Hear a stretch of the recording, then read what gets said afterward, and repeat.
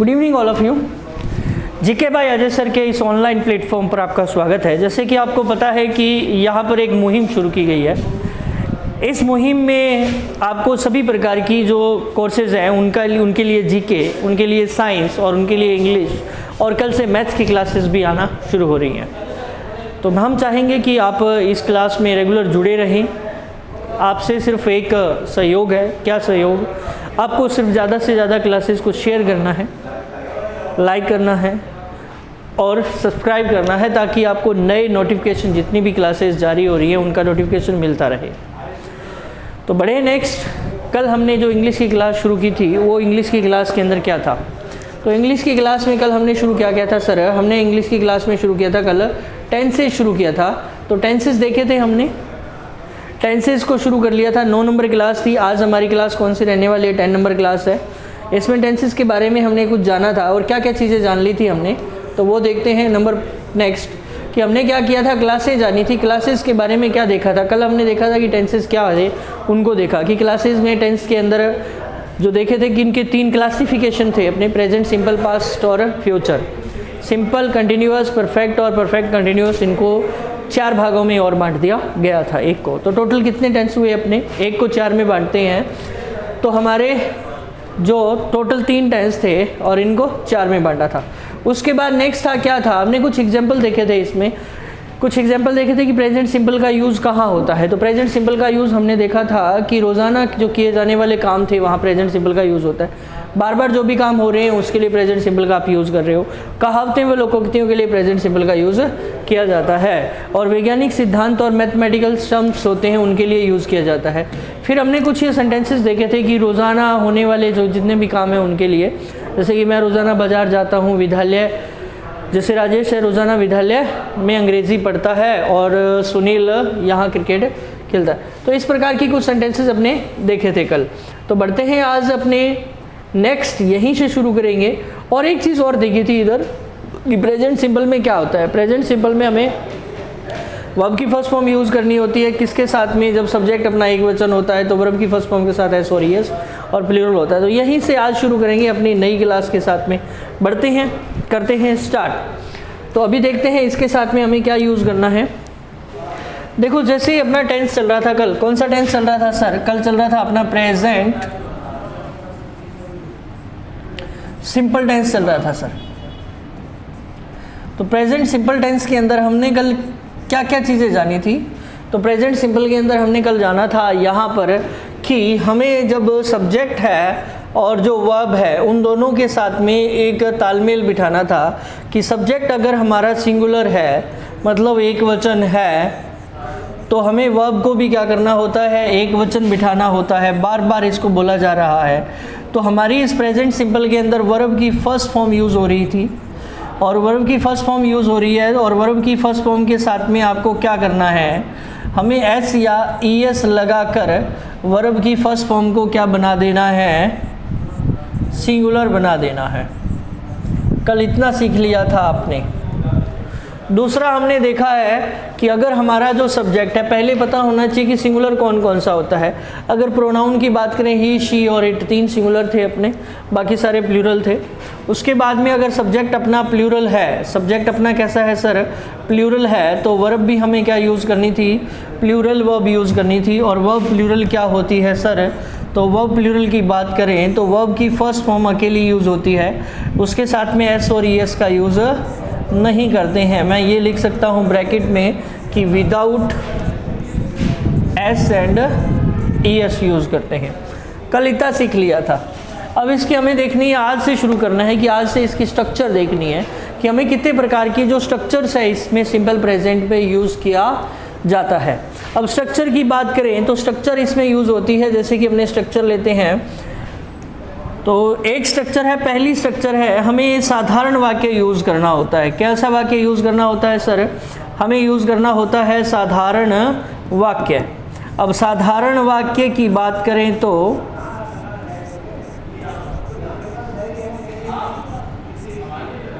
हमें यूज़ क्या करना होता है सर? साधारण वाक्य यूज़ करना होता है। अब साधारण वाक्य को क्या बोलते हैं? एक सकारात्मक होता है और एक नकारात्मक होता है। साधारण वाक्य को अपने बोलते हैं असर्टिव। क्या बोलते हैं सर? असर्टिव बोलते हैं। और असर्टिव सेंटेंस की जो स्ट्रक्चर होती है वो क्या रहती है? तो एक बात तो आपको फिट अपने दिमाग में बना ये अपने समझ ही लेनी है कि पहली क्या है कि असर्टिव सेंटेंस दो प्रकार का होता है। एक होता है अपना अफर्मेटिव, एक रहता है अपना कौन सा? अफर्मेटिव सेंटेंस रहता है। और दूसरे ही बात करें तो ये सेंटेंस कौन सा रहता है आपका? ये अपना रहता है सर नेगेटिव। ये सेंटेंस कौन सा रहता है आपका? नेगेटिव रहता है। अगर अपने दोनों ही बोला जाए कि असर्टिव सेंटेंस, असर्टिव के कितने पार्ट होते हैं? दो पार्ट होते हैं, एक अफर्मेटिव होता है और दूसरा होता है नेगेटिव। अगर अपने अफर्मेटिव की स्ट्रक्चर लिखी जाए तो अगर अपने इसकी स्ट्रक्चर लिख रहे हैं अफर्मेटिव की, तो अफर्मेटिव की स्ट्रक्चर के अंदर हमें क्या करना होता है?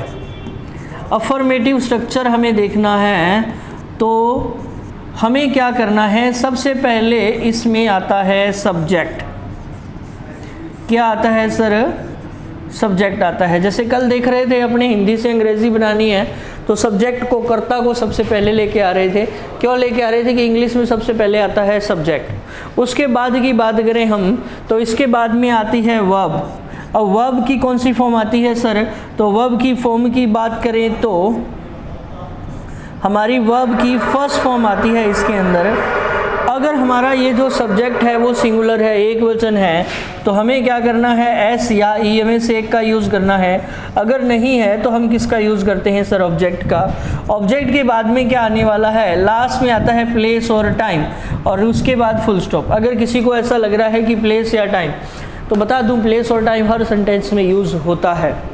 हाँ, ये ध्यान में रखना है कि प्लेस पहले आएगा और टाइम बाद में आएगा। एक से ज़्यादा प्लेस हैं तो उनके लिए भी एक सीरीज़ रहती है। क्या उनका सीरियल है, सीक्वेंस है, वो देखेंगे आगे।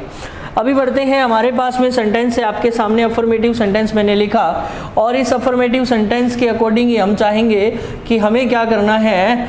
हिंदी से अंग्रेज़ी बनानी है। जैसे अपने एग्जाम्पल लेते हैं, हिंदी का एक एग्जाम्पल लिया और हिंदी का एग्जाम्पल कह रहे हैं हम कि छात्र रोज़ाना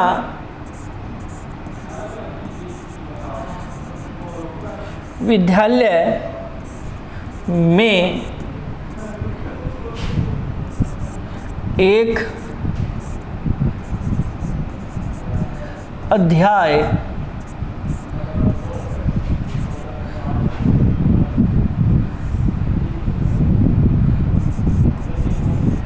सीखता है।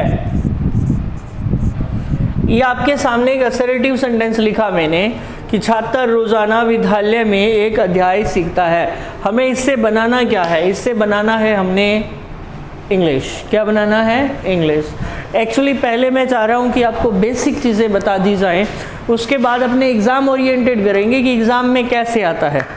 ठीक है, क्योंकि कुछ एक स्टूडेंट्स हैं, एडवांस लेवल के स्टूडेंट्स होते हैं, वो इन चीज़ों को पसंद नहीं कर रहे होते हैं। लेकिन कुछ एक बेचारे जो पहली बार तैयारी कर रहे हैं, उनको पता नहीं होता है कि प्रेजेंट सिंपल में क्या क्या है, तो उनके लिए हमें इस तरीके से चलना पड़ता है। तो चलो कोई बात नहीं, पहले इसको करते हैं, फिर बताता हूँ मैं एडवांस लेवल में कि एडवांस में बड़े बेसिक से एडवांस की तरफ चलते चले जाएंगे। उम्मीद करता हूँ आपको ये बात पसंद आ रही होगी। और कल मैंने बताया था आपको कि हमें क्या करना है। हमें इसमें सबसे पहले जैसे इसकी इंग्लिश बनानी है, तो इंग्लिश सेंटेंस बनाने के लिए आपको क्या करना है? इंग्लिश सेंटेंस बनाने के लिए सबसे पहले हमें इस सेंटेंस में से सब्जेक्ट को पहचानना है। सब्जेक्ट कौन है सर? ये छात्र है। तो ये कहाँ बैठता है? ये फर्स्ट पोजीशन पे बैठता है।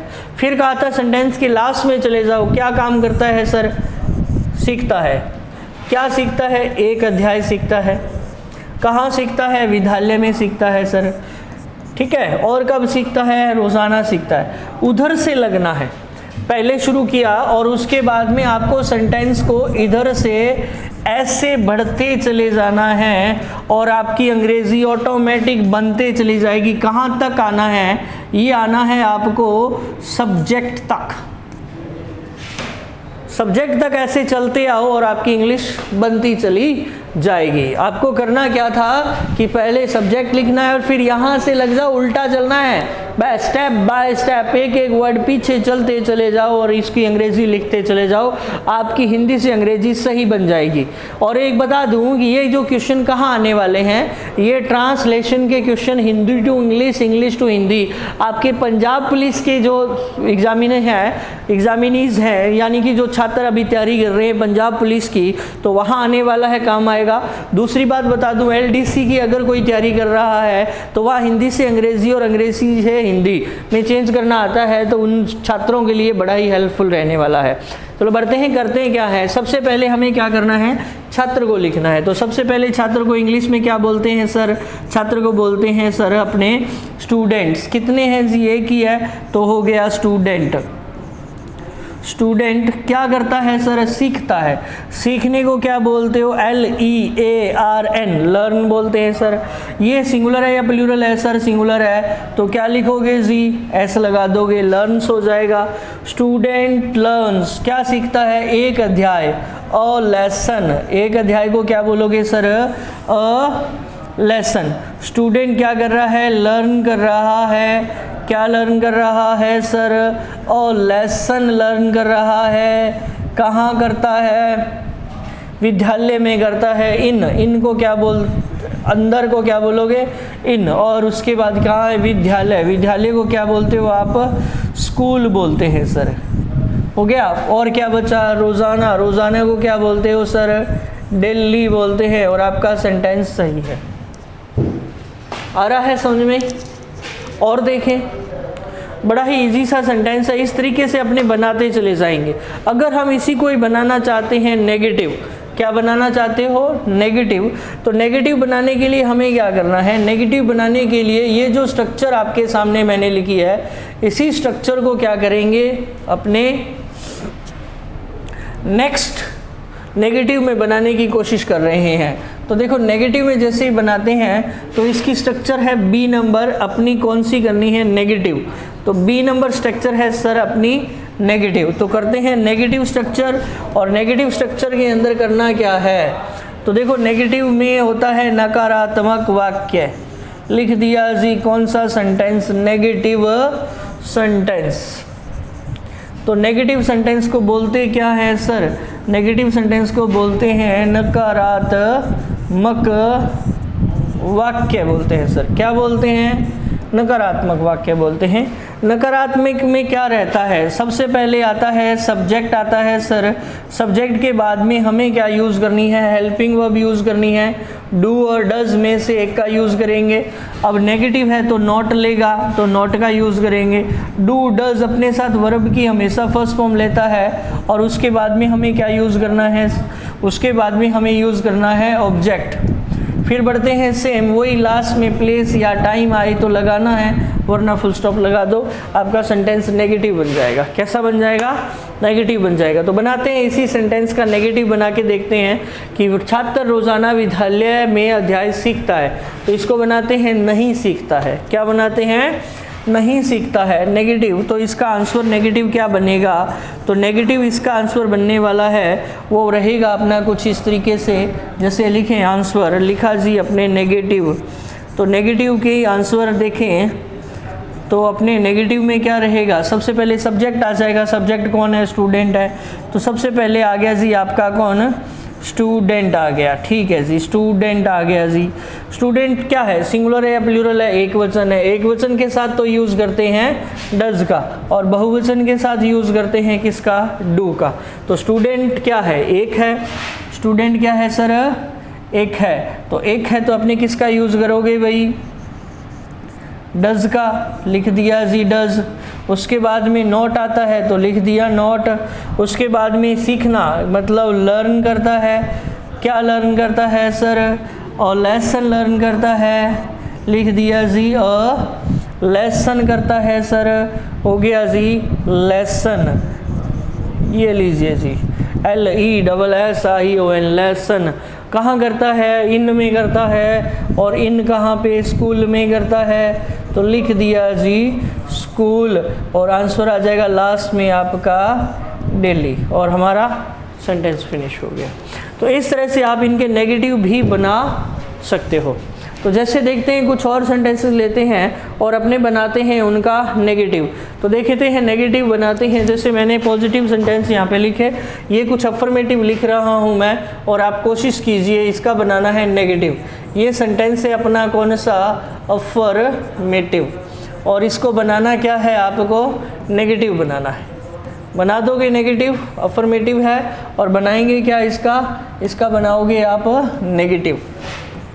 ठीक है, करें स्टार्ट, चलो जी करते हैं। तो इसका नेगेटिव बनाना है, और ये हमारा सेंटेंस है कौन सा, अफर्मेटिव। चलो जी, ये हो गया अफर्मेटिव। अफर्मेटिव अपने लिखा इधर कि राजेश wants to buy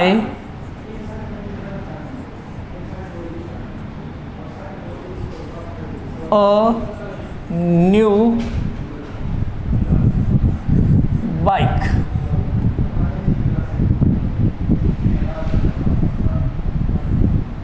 ये लीजिए फुल स्टॉप। आपके सामने एक सेंटेंस लिखा, Rajesh wants to buy a new bike. ये सेंटेंस कैसा है, अफर्मेटिव है, नेगेटिव बनाना है। तो नेगेटिव के लिए क्या करोगे, सब्जेक्ट जैसा है वैसे का वैसा लिख दो। पहले लिख दिया सर सब्जेक्ट, क्या लिखा जी, राजेश लिख दिया, लिखा जी राजेश। ये क्या है, वॉन्ट्स, मतलब नेगेटिव बनाओगे तो डू और डज में से यूज़ करना है। तो याद करना है हमें, डज का यूज़ होता है एक वचन के साथ, डज का यूज़ होता है एक वचन के साथ, डू का यूज़ होता है बहुवचन के साथ। अब आप देखो यहाँ पर राजेश कितने वचन है, राजेश तो एक वचन है सर, एक वचन है तो हमें क्या यूज़ करना है, डज का। तो मैंने भी यूज़ कर दिया, लो सर यूज़ किया अपने डज का, हो गया जी।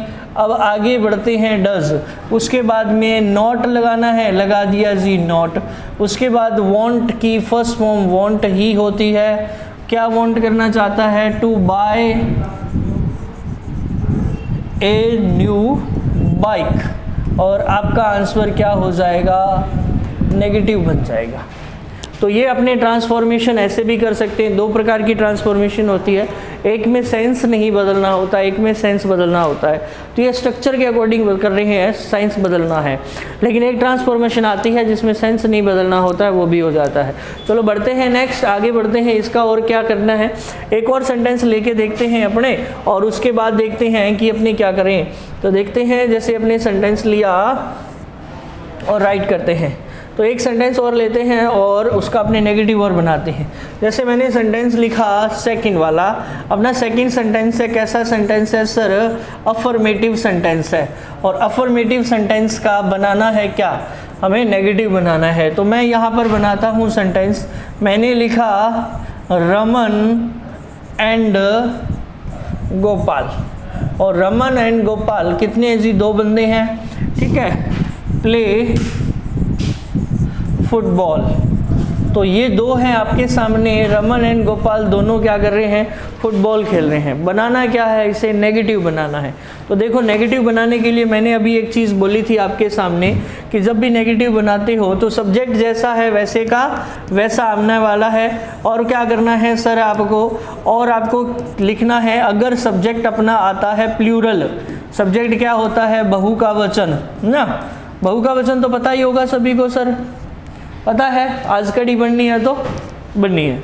तो बहुवचन है आपका तो आपको लगाना होता है डू का। और अगर आपने एक वचन आ रहा है तो हमें यूज़ क्या करना होता है, डज का करना होता है। तो देख लेते हैं अब ये क्या है, रमन एंड गोपाल। जब भी दो चीज़ें एंड से जुड़ जाती हैं, आपको बता चुका हूँ मैं सब्जेक्ट वर्ब एग्रीमेंट के अंदर बहुत बढ़िया, कि जब दो चीज़ें होती हैं जो एंड से जुड़ जाती हैं तो ये प्लूरल हो जाती हैं, मतलब बहुवचन हो जाती हैं। तो अभी अपने पास में कौन है, दो हैं जी, कौन है, एक हो गया रमन और दूसरा कौन हो गया सर, गोपाल हो गया। एक हो गया रमन और दूसरा हो गया गोपाल, तो दो हो गए। तो हमें किसका यूज़ करना है, डू या डज का, तो डू का यूज़ करेंगे। तो लिख दिया जी हमने डू। अब नेगेटिव बनाना है तो नॉट तो आएगा, लगा दिया सर नॉट। अब उसके बाद क्या करते हैं, प्ले करते हैं, खेलते हैं। तो मैंने लिख दिया इधर प्ले। क्या खेलते हैं सर, फुटबॉल खेलते हैं, लिख दिया जी फुटबॉल। और लास्ट में आंसर आ जाएगा अपना, क्लियर। तो इस तरह से अपने पॉजिटिव से नेगेटिव बनाया जा सकता है। तो मेरे ख्याल से इतना समझ में आ चुका होगा आपको। अगर ये बात समझ में आ गई है तो मैं चाहूँगा कि एक बार जल्दी से आप क्या करो, थंब प्रिंट कीजिए, अपने एक बार लाइक अवश्य कर दीजिए और कमेंट्स कीजिए। अगर समझ आ रहा है तो बढ़ें आगे, बढ़ते हैं नेक्स्ट।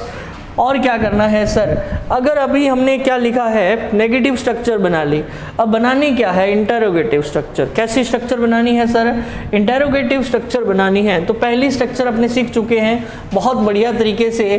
पहली स्ट्रक्चर थी अपनी कौन सी, अफर्मेटिव। कौन सी थी सर, अफर्मेटिव स्ट्रक्चर थी।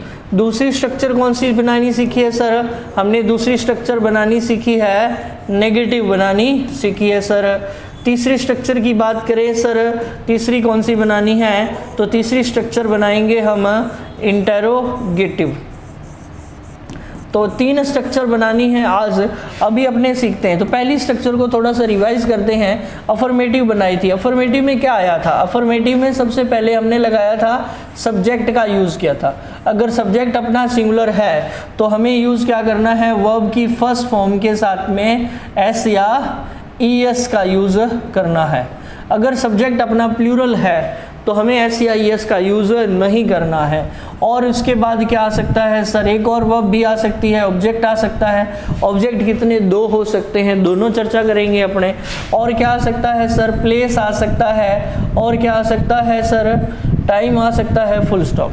ये तो रहता है अपना कौन सा, अफर्मेटिव स्ट्रक्चर। अगर नेगेटिव की स्ट्रक्चर बनानी है तो इसमें सबसे पहले हमने क्या लगाया, सब्जेक्ट। अगर हमारा सब्जेक्ट सिंगुलर था तो हमें डू या डज, सिंगुलर के साथ में यूज़ करते हैं डज का और प्लूरल के साथ यूज़ करते हैं डू का। दोनों में से एक का यूज़ करना है। ये दोनों अपने बाद में क्या लेते हैं सर, नॉट लेंगे। और नॉट के बाद वर्ब की फर्स्ट फॉर्म यूज़ होगी, एस या ईएस का यूज़ नहीं करते हैं। आगे बढ़ते हैं नेक्स्ट, ऑब्जेक्टिव केस का यूज़ करोगे और क्या बढ़ेंगे, प्लेस और टाइम आ जाएगा लास्ट में और फुल स्टॉप आ जाता है। इस तरह से ये हमारी स्ट्रक्चर हो गई। आगे इंटेरोगेटिव की बात कर रहे हो आप, तो इंटेरोगेटिव में हमें क्या करना होता है, सबसे पहले हेल्पिंग वर्ब को लिखना है। इंटेरोगेटिव 2 प्रकार के होते हैं। एक इंटेरोगेटिव है जो हेल्पिंग वर्ब से शुरू होता है और दूसरा इंटेरोगेटिव होता है जो WH वर्ड से शुरू होता है। तो पहले मैं आपको हेल्पिंग वर्ब वाले की बता रहा हूँ कि इसको 2 प्रकार से करना है, या अगर आप चाहो तो अपने ऐसे कर लेते हैं कि हम क्या करते हैं, इस इंटेरोगेटिव को कर लेते हैं। इंटेरोगेटिव कितने प्रकार का होता है, तो इंटेरोगेटिव हमारे सामने रहता है 2 प्रकार का। पहला है हमारा बिगिन। पहला हमारा कौन सा रहता है, बिगिन विद हेल्पिंग वर्ब। पहला कौन सा है sir, begin with helping verb.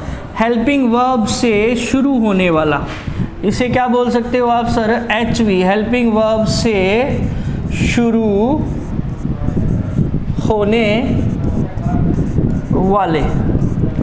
हमारा जो सेंटेंस किससे शुरू होता है, हेल्पिंग वर्ब से शुरू होता है, तो उसकी स्ट्रक्चर क्या रहती है, तो उसकी स्ट्रक्चर ये रहती है। इसकी स्ट्रक्चर की बात करें, STU स्ट्रक्चर, TURCTURE, तो ये लिख दिया जी आपका स्ट्रक्चर, STURCTURE, ये लीजिए भाई आपकी स्ट्रक्चर लिख दी मैंने। स्ट्रक्चर में क्या आएगा, स्ट्रक्चर में सबसे पहले सब्जेक्ट आएगा सर, लगा दिया। उसके बाद में डू या डज में से आपको एक का यूज़ करना है सर, लगा दिया। उसके बाद में नॉट का यूज़ करेंगे, लगा दिया। उसके बाद वर्ब की फर्स्ट फॉर्म आएगी, हो गया। ऑब्जेक्टिव केस का यूज़ लीजिए, लास्ट में प्लेस और टाइम, और लास्ट में क्या आने वाला है, क्वेश्चन मार्क। अगर ये सेंटेंस आपके सामने आ रहा है इंटेरोगेटिव, तो ये स्ट्रक्चर राइट कर देंगे। अब बढ़ते हैं सेकंड की तरफ। सेकंड कौन सी होती है, सेकंड हमारी जो स्ट्रक्चर होती है वो होती है बिगिन, उसके साथ में GIN, बिगिन किसके साथ में, विद किसके साथ में, WH वर्ड के साथ में। किसके साथ, WH वर्ड्स के साथ। अगर आपका WH वर्ड से शुरू हो रहा है इंटेरोगेटिव, तो स्ट्रक्चर क्या रहेगी, तो इसकी स्ट्रक्चर रहती है, सबसे पहले आपको WH वर्ड ही लिखना है। अब WH वर्ड कौन कौन से होते हैं सर, तो WH वर्ड आपको पता है सभी को, व्हाट होता है, वाई होता है, वेयर होता है, व्हेन है, विच है, हाउ है, how many, how much, how, for, how often, इस तरह से बहुत से होते हैं। बढ़ते हैं नेक्स्ट, WH वर्ड लगा देंगे। WH वर्ड के बाद में हेल्पिंग वर्ब आ जाएगी सर, डू या डज। और क्या करना है, उसके बाद में हमें सब्जेक्टिव केस का यूज़ करना है। सब्जेक्टिव केस के बाद में अगर नॉट आएगा तो नेगेटिव इंटेरोगेटिव बन जाएगा। नॉट नहीं आ रहा है तो वर्ब की फर्स्ट फॉर्म लगा सकते हैं। ऑब्जेक्टिव केस आ भी सकता है, नहीं भी आ सकता है। उसके बाद में आपका नेक्स्ट रहने वाला है प्लेस, और क्या रह सकता है, और रहेगा आपका टाइम, और क्या रह सकता है लास्ट में क्वेश्चन मार्क। तो इस तरह से आपका ये जो स्ट्रक्चर है इंटेरोगेटिव भी बन जाएगी। तो मेरे ख्याल से ये सारी चीज़ें बहुत बढ़िया तरीके से आपको समझ आ रही होगी। दोबारा से मैं रिपीट करना चाहूँगा, हमें क्या करना है, हमें करना है प्रेजेंट सिंपल में अफर्मेटिव स्ट्रक्चर बनानी है। तो अफर्मेटिव स्ट्रक्चर में सबसे पहले आता है सब्जेक्ट, फिर आती है वर्ब की फर्स्ट फॉर्म। अगर सब्जेक्ट एक वचन है तो वर्ब के साथ एस या ईएस, अगर सब्जेक्ट अपनी प्लूरल है, बहुवचन है, तो एस और ईएस का यूज़ नहीं करते। आगे बढ़ते हैं, क्या ऑब्जेक्ट आएगा, प्लेस, टाइम, लास्ट में क्या आने वाला है, फुल स्टॉप आने वाला है।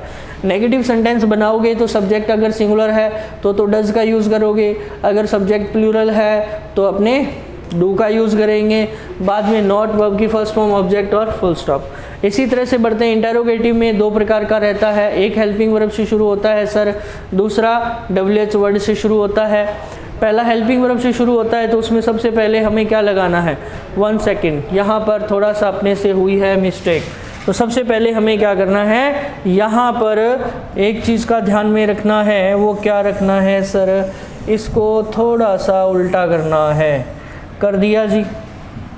क्या करेंगे, हमें यहाँ पर ध्यान ये रखना है कि इसके अंदर structure begins with helping verb वाले में हमें क्या करना है, सबसे पहले डू या डज का यूज़ करना है। थोड़ा सा रिपीट कीजिएगा, किसका यूज़ करोगे, डू या डज का करोगे, और उसके बाद में हमें यूज़ करना है सब्जेक्टिव केस का। थोड़ा सा ये ध्यान रखिएगा, बाकी सब सेम है, सही है। बढ़ते हैं नेक्स्ट, और क्या करना है, चलो जी अब बढ़ते हैं सही क्रम की तरफ आगे बढ़ते हैं, और हम जानेंगे एग्ज़ाम ओरिएंटेड कि एग्ज़ाम में आपको क्वेश्चन कैसे मिलने वाले और कैसे हल करोगे। सही कहानी यहाँ से शुरू होती है। अभी तक की कहानी थी, बड़ा बेसिक बताया, बड़ा जीरो से आपको बताया, मैं चाहूँगा कि वो भी हमें पता होना चाहिए। फिर बढ़ते हैं नेक्स्ट, अब हमने एग्ज़ाम में कैसे क्वेश्चन आने वाले हैं तो देखते हैं। एग्ज़ाम में क्वेश्चन आते हैं, जैसे अपने सेंटेंस लिखते हैं और सेंटेंस लिखा जाता है, जैसे सेंटेंस लिखा मैंने, एग्ज़ाम ओरिएंटेड है, तो कुछ एग्ज़ाम ओरिएंटेड कुछ एग्जांपल्स लेते हैं अपने। जैसे एग्जांपल लिया, फर्स्ट मैंने लिखा शी यूजुअली स्पीक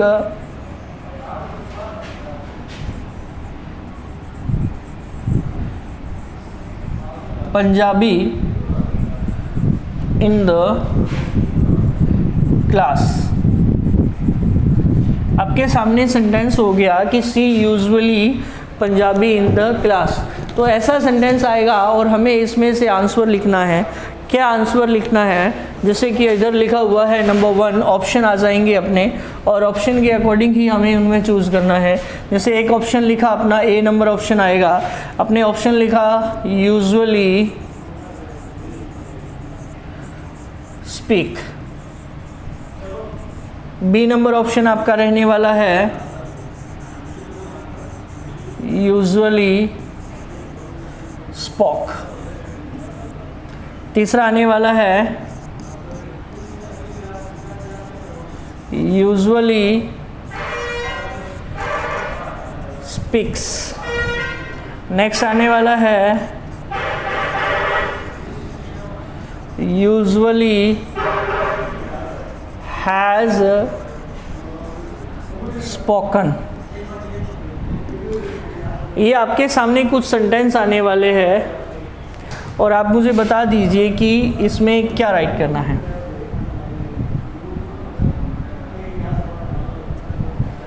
बताइए। हमें ध्यान में रखना है कि इधर क्या है, ये शी को देखना है। सी कैसा है, सिंगुलर है सर। सिंगुलर है तो वर्ब के साथ में हमें क्या करना है, SIS। ये क्या है, ये तो एडवर्ब है। ये क्या है, एडवर्ब है। और ये क्या है, ये वर्ब है। हमें इस वर्ब के साथ में, तो याद रहे एडवर्ब जैसी होती है वैसी की वैसी आती है, एडवर्ब हमारी जैसी है वैसी की वैसी ही आने वाली है, उसको चेंज करने की ज़रूरत नहीं है। एडवर्ब में कोई प्रॉब्लम नहीं है। प्रॉब्लम कहाँ है? प्रॉब्लम स्पीक में है, प्रॉब्लम स्पोक में है, प्रॉब्लम स्पीक्स में है और प्रॉब्लम हैज़ स्पोकन में है। तो यहाँ टेंस क्या है? तो इस सेंटेंस को पढ़ो पहले, और इस सेंटेंस में देखो क्या बता रहा है। किसी usually speak Punjabi in the class, मतलब पंजाबी बोलती है, वह क्या बोलती है? पंजाबी बोलती है। और पंजाबी बोलना उसकी क्या है? उसकी हैबिट है, उसकी क्या है? आदत है।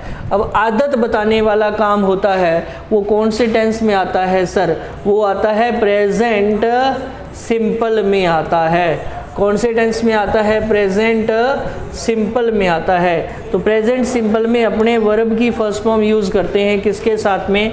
जब सब्जेक्ट अपना क्या होता है? प्लूरल होता है। सब्जेक्ट कैसा होता है? प्लूरल होता है, तो यूज़ करते हैं फर्स्ट फॉर्म। दूसरा हम यूज़ क्या करते हैं? एस या ई एस यूज़ करते हैं जब सब्जेक्ट हमारा कैसा होता है सर? सब्जेक्ट अपना सिंगुलर होता है। तो अभी देखना है इसके अंदर आदत है, बिल्कुल है सर।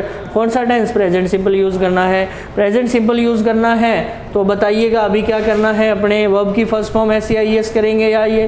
तो सब्जेक्ट एक वचन है, मतलब शी सिंगुलर है, सिंगुलर है तो ये लगाना है वर्ब की फर्स्ट फॉर्म के साथ एस या ई एस लगाना है। तो अभी देखो यहाँ पर इनमें से आंसर क्या है? तो वर्ब की फर्स्ट फॉर्म ये कौन सी है जी? वर्ब की फर्स्ट फॉर्म है और एस या ई एस नहीं लगा। ये कौन सी है जी? वर्ब की सेकंड फॉर्म है। ये कौन सी है जी? वर्ब की फर्स्ट फॉर्म के साथ में एस या ई एस लगा हुआ है। और ये कौन सी है? हैज़ प्लस में वर्ब की थर्ड फॉर्म लगी हुई है। तो आंसर सही कौन सा होगा? आंसर सही है अपना सी। तो एग्ज़ाम में कुछ ऐसे क्वेश्चन आते हैं और मेरे ख्याल से आप बहुत बढ़िया तरीके से इसे समझ रहे होंगे और इस तरह से अपने करेंगे। ठीक है, अब समस्या ये है कि यहाँ से तो पता चल रहा है कि हमें क्या है, कि हमें कौन सा सेंटेंस है और किस तरह से उन्हें हल करना है। लेकिन हमें क्या क्या पता चले कि जैसे रोज़ाना काम किया जा रहा है, तो हम सभी को पता है रोज़ाना काम कौन कौन सा होता है। जैसे एग्जाम्पल लेते हैं, अपने एग्जाम्पल लिया, अपने सेकेंड एग्जाम्पल उठाते हैं। अब सेकेंड एग्जाम्पल क्या कह रहा है? सेकेंड एग्जाम्पल कह रहा है अपने सामने कि सेकंड एग्जाम्पल को देखा जाए तो जैसे एग्जाम्पल लिया आपने सेकंड मैं कह रहा हूँ रोहित। ठीक है, रोहित क्या करता है?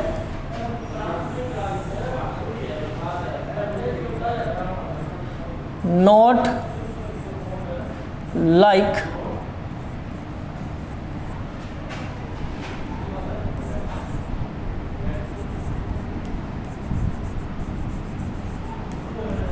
स्विमिंग।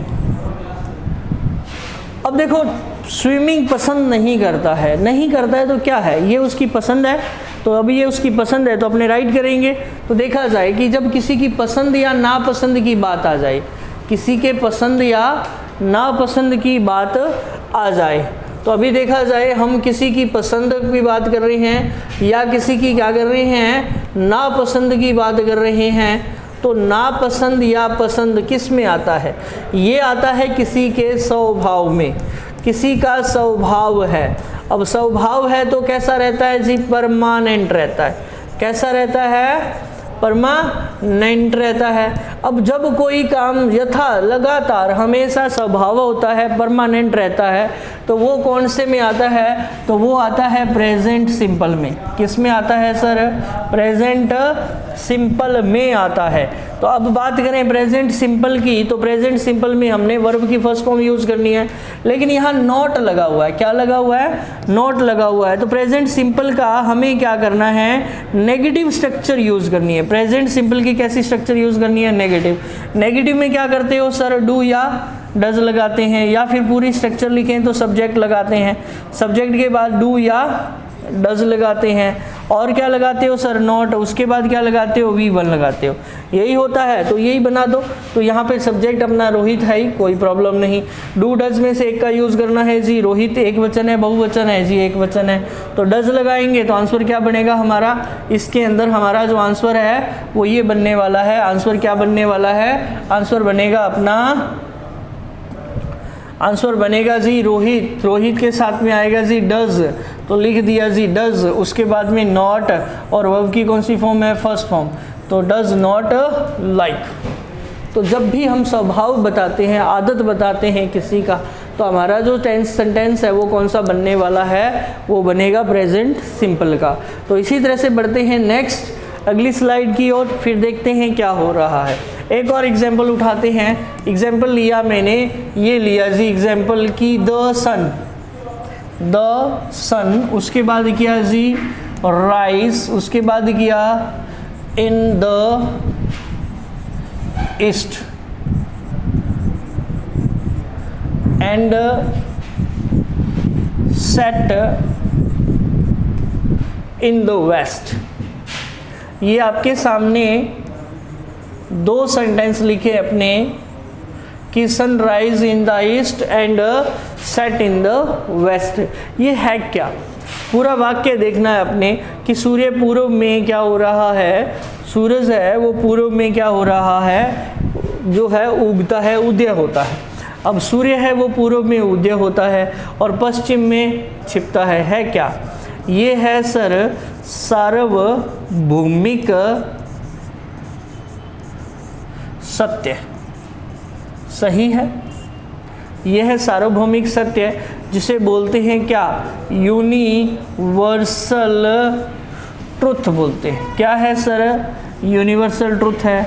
और क्या है ये है सर नेचुरल एक्टिविटी या एक्शन है ये, या ये क्या है, एक्शन है। जब कोई ऐसा काम नेचुरली हो रहा है, अपने आप होता है, तो हम क्या करते हैं, कौन सा टेंस यूज़ करते हैं सर, यूज़ करते हैं हम कौन सा टेंस यूज़ करते हैं, प्रेजेंट, और वो भी कौन सा सर, वो करते हैं सिंपल। तो प्रेजेंट सिंपल टेंस आप यूज़ करते हो। अब अपने प्रेजेंट सिंपल में बता चुका हूँ बार बार, प्रेजेंट सिंपल में वर्ब की कौन सी फॉर्म सर, फर्स्ट फॉर्म लगती है, किसके साथ में, हमारा प्लूरल सब्जेक्ट के साथ में, किसके साथ में, प्लूरल सब्जेक्ट के साथ में। वर्ब की फर्स्ट फॉर्म के साथ एस या ई एस लगता है सर, किसके साथ में, सिंगुलर के साथ में। नेगेटिव सेंटेंस में क्या यूज़ करते हैं सर, डू या डज यूज़ करते हैं, उसके बाद नॉट आता है और वर्ब की फर्स्ट फॉर्म यूज़ होती है। तो ये अपने बना चुके हैं। तो ये सेंटेंस इसमें देखते हैं, अपना आंसर लिखते हैं और आंसर के अकॉर्डिंग देखें क्या होने वाला है। तो इसके अंदर हमारा आंसर लिखना है और आंसर होगा सन। कितना है जी, सिंगुलर है, सिंगुलर है तो वर्ब की फर्स्ट फॉर्म के साथ एस और एस लगा दो, तो सन हो गया जी आपका राइजेस, एस या एस हो गया, सन राइजेस। कहाँ पे, इन द ईस्ट। एंड, तो देखो एंड लगा हुआ है, तो याद रखना है एंड से जब दो वर्ब जुड़ती हैं तो दोनों की दोनों सेम रहती है। वर्ब एंड से जब दो वर्ब जुड़ती है तो दोनों के दोनों सेम रहती है। इसके साथ में आप एस या ई एस लगाओगे तो इसके साथ में भी आपको एस या ई एस में से एक का यूज़ करना होता है। अब इसके साथ भी आप किसका यूज़ करोगे, एस का या ई एस का। तो देखो यहाँ पहले एस या ई एस हुआ है, उसके बाद में एंड लगा हुआ है तो अपने कोमा लगा देते हैं। सेट है तो सेट के साथ भी एस लगाते हैं, तो आंसर क्या बनेगा सर आपका आंसर बनेगा सेट्स बनेगा। और इसी तरह से आपका आंसर सही होने वाला है। एग्ज़ाम में आप इस तरह से आंसर लिख सकते हो। तो इस तरह से अपने एग्ज़ाम ओरिएंटेड कुछ क्वेश्चन आने वाले हैं। तो सार्वभौमिक सत्य की जितनी भी घटनाएं होती हैं वो सारी की सारी किस में आ जाती हैं, वो सारी की सारी प्रेजेंट सिंपल में आती हैं। और कुछ घटनाएं और ले लेते हैं, जैसे बात करें अपने एग्जाम्पल के तौर पे, नेक्स्ट एग्जाम्पल लेते हैं और उसको करके देखते हैं। जैसे मैंने यहाँ पर एक एग्जाम्पल लिया कि if you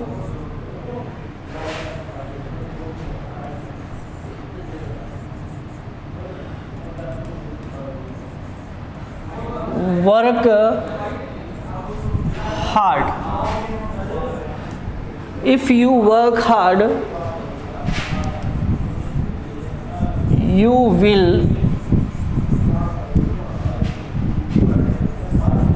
get good marks. ये आपके सामने सेंटेंस है और यहाँ राइट करना है। तो ये किस बात का है? तो यहाँ देखा जाए तो ये हमारा कैसा सेंटेंस है? तो ये सेंटेंस हमारा है सर कैसा।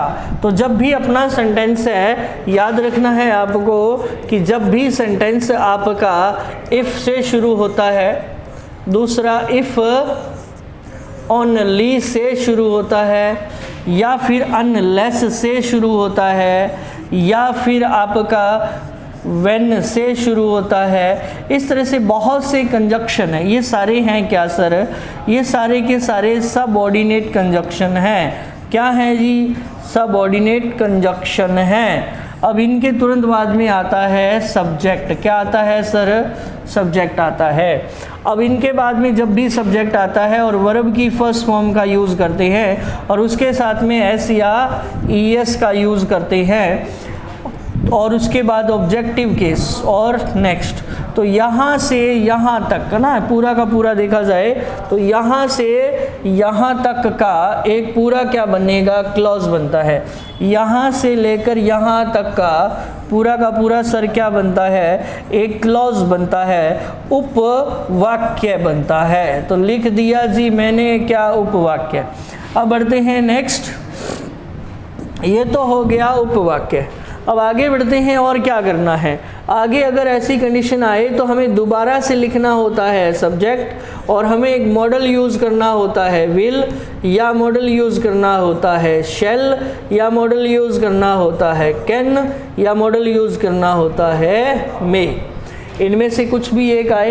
ये सारे के सारे क्या हैं सर? ये सारे के सारे मॉडल हैं। मॉडल अपने साथ वर्ब की फर्स्ट फॉर्म लेता है और उसके बाद कौन सा केस यूज़ करते हैं? अपने ऑब्जेक्टिव केस यूज़ करते हैं। तो इसमें भी क्या है? यहाँ से लेकर यहाँ तक का, यहाँ से लेकर यहाँ तक का एक कौन सा क्या बना? ये भी एक क्लॉज बन गया सर। अब ये अपना क्लॉज बना तो ये भी क्या बना? उपवाक्य बना। और जब एक से ज़्यादा उपवाक्य मिल जाते हैं तो एक वाक्य बना देते हैं। अब इस सेंटेंस में हमें देखना है क्या लिखा हुआ है। सेंटेंस में लिखा हुआ है विल प्लस वर्ब की first form. Will plus verb की कौन सी फॉर्म लिखी हुई है सर? विल प्लस वर्ब की फर्स्ट फॉर्म लिखी हुई है। ये अपनी वर्ब की फर्स्ट फॉर्म है, ये अपना मॉडल है। अगर ऐसी कंडीशन आपको दिखाई दे जाए तो आगे वाले क्लॉज में क्या लिखना होता है? आगे वाले क्लॉज में आपको वर्ब की फर्स्ट फॉर्म लिखनी होती है, उसके साथ में ज़रूरत पड़े तो एस या ईएस लिखना होता है। अब मुझे बताओ कि दोनों में से आपको क्या लिखना है? क्या लिखना है सर? अभी देखते हैं। तो अब इसके साथ में हमें क्या करना है? इसके साथ हमें एस का या फिर ईएस दोनों में से एक का यूज़ करना है। अब देख लीजिए मॉडल दिया हुआ है, वर्ब की फर्स्ट फॉर्म दी है, इधर लिखना है अपने यू के अकॉर्डिंग। यू कैसा होता है? यू तो सर प्लूरल होता है, ये यू अपना बहुवचन होता है। तो यू कैसा होता है? ये यू होता है बहुवचन, ये है अपना प्लूरल। तो प्लूरल है तो वर्ब की फर्स्ट फॉर्म अकेली यूज़ होगी, एस या ईएस का यूज़ नहीं करेंगे। तो आंसर अपना क्या बनने वाला है? तो यहाँ मैं लिख रहा हूँ आंसर, तो इसका आंसर बनेगा आपका वर्क। तो सही आंसर हो जाएगा आपका if you work hard you will get good marks. तो इस तरह से आपके लिए एक नसीहत भी है, अगर आप कठिन परिश्रम करते हो तो पक्का डेफिनेटली आप अच्छे अंक हासिल करोगे, अपनी सफलता को हासिल करोगे। हम हमारी मेहनत कर रहे हैं, हम अपनी पूरी तरह से मेहनत कर रहे हैं और हमें डेफिनेटली पता है कि हम हमारे लक्ष्यों तक पहुंच जाएंगे। आप अपने आप को जज कीजिए, चेक कीजिए क्या आप मेहनत कर रहे हो। अब आपकी मेहनत कहाँ है? आपकी मेहनत आपकी नोटबुक होनी चाहिए। आपको ये जो नोट्स बनवा रहा हूँ वो नोट करने हैं। और एक छोटी सी मेहनत और है, इसे आपको सब्सक्राइब करना है, इसे आपको लाइक और शेयर करना है। क्या आपकी मेहनत सही है क्या? अगर आप वास्तव में पॉजिटिव मेहनत कर रहे हो, आप भी सफलता पाओगे और मैं भी सफलता पाऊंगा। और ये जो platform GK by Ajay sir, इन्होंने हमने एक मुहिम चलाई है, और वो मुहिम क्या है कि हर घर में एक नौकरी का दीपक जलना चाहिए, और इस दीपक के लिए हमें साथ चाहिए आपका। अगर वास्तव में आप रेडी हो तो मैं कहता हूँ सब्सक्राइब कीजिए और इस वीडियो को जितना ज़्यादा उसके उतना फैला दीजिए, हर घर में, हर ढानी में, हर मोबाइल में। चलो मिलते हैं, सबा खैर।